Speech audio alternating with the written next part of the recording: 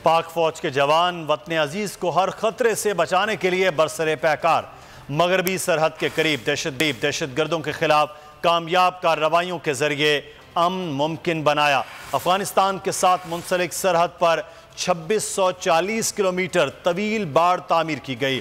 दुश्वार गुजार रास्ते और मुश्किलात आईं, ताहम पाक फौज के जवान अज़्म मुसम्मम के साथ डट गए।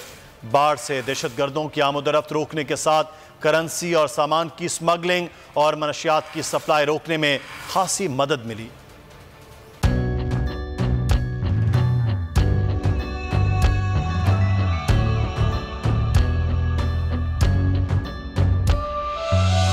कहीं पर बिजली की टेंशन, कहीं पर पानी की टेंशन, ये दौर सब गुजरे हैं, अब आ गया इलेक्शन। सुन सुन कर थक गए हुक्मरानों के ये राग, जाग पाकिस्तानी जाग, जाग पाकिस्तानी जाग, जाग पाकिस्तानी जाग, जाग पाकिस्तानी जाग, जाग पाकिस्तानी जाग, जाग पाकिस्तानी जाग, जाग पाकिस्तानी जाग, जाग पाकिस्तानी जाग, जाग पाकिस्तानी जाग।